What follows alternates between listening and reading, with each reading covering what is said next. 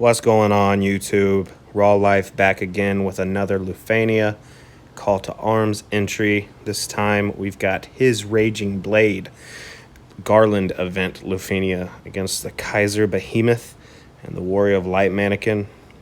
We brought Cloud, LDBT, Yshtola, LD only, and Garland, LD only. Immediately we switch out Yshtola because these guys destroy you if you hit them with magic unless they're stun locked. And so the idea here was to burn this guy down as much as possible and get Ramuh summon up. And once we do that, he'll be stun locked. But we got in the Garland friend early on. Going to use his BT and then just smash that LD a couple times. Keeping these guys delayed nonstop is the name of this fight. It's very, very important you don't let the Kaiser Behemoth go at certain times, and Warrior of Light Manakin also can just wipe your squad with his first move. So we're pretty much trying to keep them from moving whatsoever. Apparently I didn't know what I was going to do here, so I considered it and then bursted.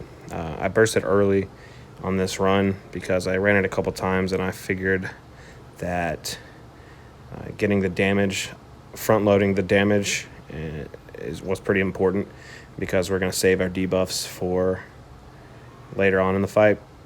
I think we brought Gabranth, Jack, debuffs. So Cloud's kind of a weird inclusion here, I know, because the Kaiser Behemoth is immune to launch as well as immune to paralyze, or Cloud's paralyze. So kind of weird to bring him, but I love Cloud and he does a job. I obviously got his BT for some damage, and he can launch and paralyze the Warrior of Light Manakin, so he's not useless. Yshtola was actually fantastic here. I know I brought her out immediately, but that's because I didn't want to get hit with the magic counter up front until we can get the Ramuh summon up. Just want to say Garland is fantastic. Obviously, this is his event, so it's kind of catered towards him. Pretty much all the clears I've seen, most of the clears have Garland. Because of the nature of this fight, you really have to delay nonstop, and that's what Garland does, obviously. You got to make sure you keep up his overhead buff, get it to 5 stacks, and then maintain it for the whole fight. See, we're only on turn 10 now. We've already killed the Manakin once. He will resummon it, but we'll cross that bridge when we come to it. Once he gets to 79, I think his orb went away, and then it comes back when he heals himself at 59%. So he stands up, and I guess this means he's more menacing, but we have no idea because we don't let him move the whole fight. So, you know, we don't really care. I think that the Garland friend is out now, and so we're going to go ahead and throw on those debuffs. Garland debuff, Gabranth debuff, and his call effect is great for Garland. And when Yshtola gets back, we'll go ahead and throw on Jack's debuff as well. So turn 14, we have the boss after his heal. We have him back down to 85. As you can see, he's not very thick. This is the dangerous part of the fight because Yshtola can't move. She can't use any of her attacks because she's all magic. So the only thing I can do with her is AA and Medica to battery the party. So for a little while, actually, as you can see, Ramuh is only halfway there. I'm just trying to delay the hell out of this guy and battery with Yshtola until Ramuh's ready.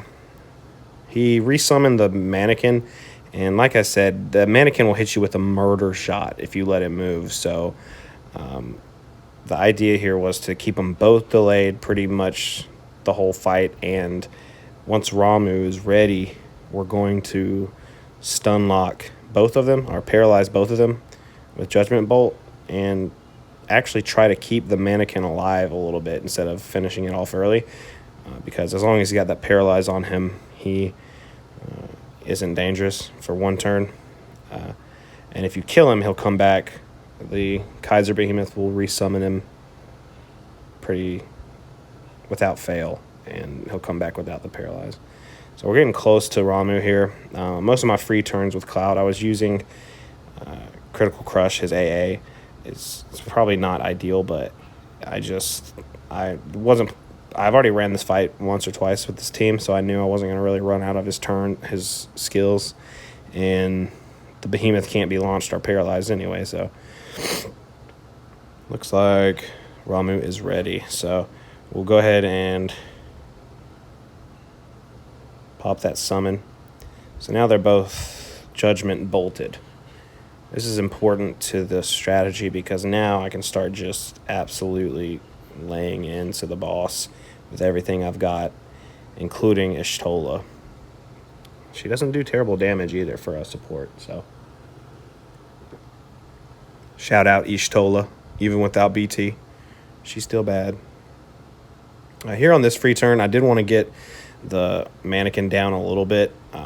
Didn't want to finish him off, like I said, because we don't want him getting resummoned too early and not having that debuff, but I like to keep him a little bit down health-wise, because if in an emergency situation, like I said, he does just start out with an absolute murder shot, just wrecks your whole team, so you got to be careful with him. The Kaiser Behemoth heals him for 20k every now and then, but it's child's play. The Lufenia orb here is delay, and I have delay with Cloud, Yshtola, and Garland, so the orb really never even mattered. I'm doing a little bit too much AoE damage, so the Manakin is getting way down on health, and I wanted to kind of keep him alive the rest of the fight unless he got a turn, because the first turn he got wouldn't have mattered because he's paralyzed. But you know, this is one of those fights where I really don't have even any idea what the guys do, because you don't want to let them move. It even says that in the flavor text up top. It says when the Kaiser Behemoth is readying his attack, it says, "Do not let Kaiser Behemoth move." And, okay, boss, we're not gonna let him move. Garland just absolutely putting in work, capping on everything, murdering this dude. We already got him down to 29%, and unfortunately, we did kill off the Manakin. So we're gonna have to see that Manakin come up again, and when it comes back, it won't have the paralyze on it, but it won't matter. We'll just burn down the Behemoth and pretty much avoid the Manakin altogether. Cloud was surprisingly useful. He's a Swiss Army knife, and knowing that you can't paralyze him, the Behemoth, or launch him, seems kind of counterintuitive to bring Cloud, but you know, we rep Cloud all day. He's at 15% now, and his turns are pretty far back, especially considering that every character still has delays in their kit. I think Cloud has one left. Just kind of saving it for when the Manakin comes back, just in case. And there's the Manakin, but as you can see, his turn is, just at the very end, so we have to finish the Behemoth here before the Manakin goes.